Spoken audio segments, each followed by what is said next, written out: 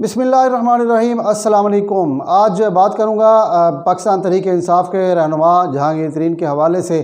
उनके बारे में ये ख़बरें आ रही थी कि उन्हें जनाब अभी सियासत का कोई इतना पता नहीं है और उनके साथ हाथ हो गया। तो मैं बताता चलूँ कि उनके साथ हाथ क्यों हुआ, कैसे हुआ, किसने किया और क्या वो दूध पीते बच्चे थे कि उनके साथ हाथ हो गया। 1978 में उन्होंने बैंक की मुलाजमत छोड़ी और उसके बाद 2002 में अपनी सियासी कैरियर का आगाज़ किया और 2002 के में वो वज़ीर आला पंजाब के मुशीर रहे, जिसमें ज़राअत, सेहत और तालीम के हवाले से रिफॉर्म्स करते रहे। उसके बाद जब शौकत अज़ीज़ की काबीना बनी 2004 में, तो उसमें वज़ीर सनअत व पैदावार रहे और ये तमाम चीज़ें हम देख रहे हैं कि किस तरह उन्होंने मुख्तलिफ़ हुकूमतों के साथ वो रहे। उसके बाद वो इलेक्शन लड़े और इलेक्शन में वो जनाब तरीन साहब कामयाब हुए और पाकिस्तान मुस्लिम लीग फंक्शनल के प्लेटफॉर्म पे 2011 में पाकिस्तान तहरीक इंसाफ में शमूलियत इख्तियार की और 2013 में पाकिस्तान तहरीक इंसाफ के सेक्रेटरी जनरल मुंतखब हो गए। और इस दौरान पाकिस्तान तहरीक इंसाफ की जो जितनी भी पॉलिसियाँ बनी, उनकी जो मनसूबाबंदी है वो जहांगीर तरीन साहब ने की। उन पॉलिसियों में तालीम का था, सेहत का शोबा था, उसके अलावा दीगर ज़राअत का शोबा था, सनअत व पैदावार का शोबा था। सब इसमें उन्होंने पॉलिसियाँ बनाई। मुझे वो भी वक्त याद है जब जना सुपर मार्केट में एक बड़ा होटल था, उस होटल में लॉन्चिंग की गई और पाकिस्तान तहरीक इंसाफ का मंशूर और नए पाकिस्तान की बुनियाद जब रखी गई, तो उस वक्त मैं भी उसमें मौजूद था। सब चीज़ें तरीन साहब ने की, एनर्जी सेक्टर था और तालीम, सेहत, सब जिसका मैंने बताया। उसके बाद 2013 के इलेक्शन हुए तो तरीन साहब इलेक्शन हार गए। जो उनका मद्दे मुकाबल उम्मीदवार था लोधरा से, वो जीत गया और उसके बाद उनके खिलाफ सुप्रीम कोर्ट में गए। सुप्रीम कोर्ट से उनको नाअहल करवाया और उसके बाद 2015 में इलेक्शन हुए। 23 दिसंबर 2015 को तो 40,000 वोटों से तरीन साहब जो है मेंबर कौमी असम्बली बन गए। और फिर वो सुप्रीम कोर्ट में केस चला गया। उसके बाद चलता चलता जिस तरह मियां नवाज शरीफ नाअहल हुए तो तरीन साहब भी नाअहल हो गए और उन्होंने भी अपनी ईमानदारी जो है वो साबित नहीं कर सके और उनको भी सुप्रीम कोर्ट ने नाअहल करार दे दिया। और अब जब पाकिस्तान तहरीक इंसाफ इक़्तिदार में आई, इलेक्शन हुए 2018 के, उस इलेक्शन में तरीन साहब जो है वो अपने जहाज़ में लोगों को लेकर आते रहे, लोगों को ख़रीदते रहे, जिस तरह भी है आज़ाद उम्मीदवारों को पाकिस्तान तहरीक इंसाफ में शमूलियत करवाते रहे और हुकूमत वज़ीर-ए-आज़म इमरान खान को बनवाया और हुकूमत पाकिस्तान तहरीक इंसाफ की बनी। और कई हवाले से मुख्तलिफ़ कालम भी लिखे जा रहे हैं कि तरीन साहब के साथ ज़्यादती हो गई है। अब चीनी बुरहान का जब स्कैंडल आया, वज़ीर-ए-आज़म इमरान खान ने इस रिपोर्ट को जब ओपन किया, उसके बाद जनाब सब कुछ ख़त्म हो गया और तहरीक इंसाफ जो है वो तकसीम हो गई। और ख़ास तौर पे वज़ीर-ए-आज़म इमरान खान के हवाले से इतनी ख़बरें आई कि इमरान खान ने उनको इस्तेमाल कर लिया और उनको पता नहीं उनके साथ क्या किया। क्या जब तहरीक इंसाफ की बुनियाद रखी गई थी तो क्या उस वक्त यही कहा गया था कि आप जो मर्ज़ी करें, तहरीक इंसाफ में जो मर्ज़ी करता रहे, कोई पूछने वाला नहीं है? बाज़ लोगों ने, बाज़ टीवी चैनल में तो उन्होंने अकबर असबाबर बनाने की भी कोशिश की है, लेकिन अभी तक तरीन साहब जो है वो मुख्तलिफ़ टीवी चैनल्स के ज़रिए और मुख्तलिफ़ एंकर्स के ज़रिए और मुख्तलिफ़ कालम नवीसों के ज़रिए अपने हक़ में कालम लिखवा रहे हैं।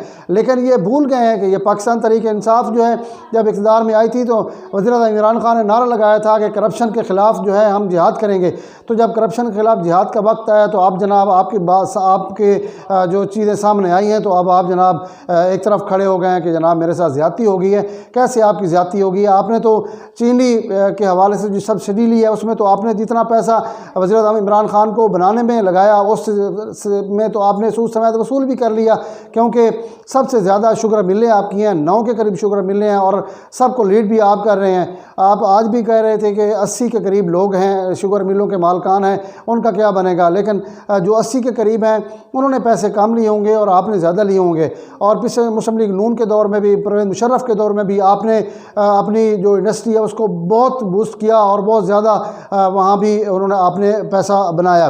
तो अभी तो बेनामी अकाउंट्स मज़ीद जो अब सूरत हाल सामने आ रही है तो उसमें तो मुझे लगता है कि आपका मज़ीद नाम भी आएगा। तो आप इस बेहतर यही है कि आप हुकूमत को ख़त्म करने की बजाय अपने गिरबान में झांकें और सोचें कि क्या पाकिस्तान तरीके इंसाफ को इसलिए लोगों ने वोट दिया था कि उनके लीडरान जो है वो जो मर्ज़ी करते फिरें, करप्शन करते फिरें। आपका नाम आया है तो सावधान आया है, इसको कबूल करें और इसका सामना करें। जब कमीशन की रिपोर्ट आएगी तो उसमें जितना आपने पैसा कमाया कौमी ख़जाने में जमा कराएं और अपनी आप जो नेक नामी है वो साबित कर दें कि ठीक है जी, मैंने इतने पैसे लिए हैं, वापस करवा रहा हूँ। तो इसमें अब आप 20 अरकान को शामिल करवा के वज़ीर आज़म इमरान खान को इस मौके पर जब पाकिस्तान में कोरोना वायरस का बहुत ज़्यादा वबा है और इसके साथ साथ पाकिस्तान की आवाम मसाइल से दो चार है, तो आप लोग जो हैं एक साजिश के तहत किस तरह पाकिस्तान तरीके इंसाफ की हुकूमत को गिराना चाह रहे हैं। कभी आप इस हवाले से अफवाहें उड़वाते हैं कि जनाब सदर को असम्बली भिजवा दी गई है कि वो असम्बलियाँ तोड़ दें, कभी तरीके इंसाफ के खिलाफ वज़ीर आज़म के खिलाफ तरीके अदम एतमाद आ जाएगी। ये तमाम चीज़ें देखी जाएँ तो सबसे पहले जो मेरा नुक्ता यही है कि पहले आप अपने गिरबान में झांकें, क्या आपने करप्शन की है या नहीं की। क्या आप मुस्लिम लीग नून के दौर में सब्सिडी लेते रहे हैं? अगर आप वज़ीर आज़म इमरान खान के दौर में सब्सिडी आपने ली है तो क्यों ली है? आपको जब पता था कि पाकिस्तान तरीके इंसाफ की दो बड़ी क़ुव्वतें मुखालिफ हैं, बल्कि तीन, जमीयत उलमा इस्लाम, उसके अलावा मुस्लिम लीग नून, पाकिस्तान पीपल्स पार्टी, तो फिर उसके बावजूद आपको क्यों ज़रूरत पेश आई कि आप जनाब सब्सिडी लें और अपनी गवर्नमेंट से सब्सिडी लें? और उस्मान बुज़दार जो एक सादा से बंदे हैं वो पहली दफ़ा वज़ीर आला बने और उनको भी आपने जनाब दावशों को लगा लगू कि किस तरह आपने जनाब सब्सिडी ले ली और बाकी लोगों को भी इसका फ़ायदा पहुँचाया। क्योंकि मुस्लिम लीग नून के दौर हुकूमत में तो तकरीबन 22.5 अरब रुपए सब्सिडी दी गई 4 सालों में। इस दौर हुकूमत में दी गई 2 अरब 47 करोड़ रुपए, जिसमें 56 करोड़ आपने लिए। उसके अलावा जो हाशिम बख्त हैं जो सूबाई वज़ीर ख़जाना हैं, उन्होंने अपनी जो शुगर मिल हैं उनको फ़ायदा पहुँचाया। उसके अलावा मुस्लिम लीग नून के ग़ुलाम दस्तगीर लक हैं, उन्होंने अपनी शुगर मिल को फ़ायदा पहुँचाया, उन्होंने सब्सिडी ली। तो तमाम ये चीज़ें अगर सामने आई हैं तो आप इसको कबूल करें और बजाय इसके कि हुकूमत गिराएं और आप अपने जो लोगों को जिनको ख़रीद कर या अपने जहाज़ में बिठाकर बनी गाला में वज़ीर आज़म से मिलवाते रहे और उसके बाद तरीके इंसाफ में शमूलियत इख्तियार करते रहे, आप ब्लैक मेलिंग करके आप उनको, पहले भी पाकिस्तान तरीके इंसाफ की हुकूमत जो है विसाखियों पर खड़ी है और पहले भी जो इत्तेहादी हैं, कभी MKM नाराज़ हो जाती है, कभी जनाब अख्तर मैंगल साहब नाराज़ हो जाते हैं, कभी कोई नाराज़ हो जाता है, कभी कोई। तो ये मसला ये है कि ये पाकिस्तान है, पाकिस्तान मुश्किल हालात से गुजर रहा है। मुतहम्मिल नहीं हो सकता नए इंतखाबात का।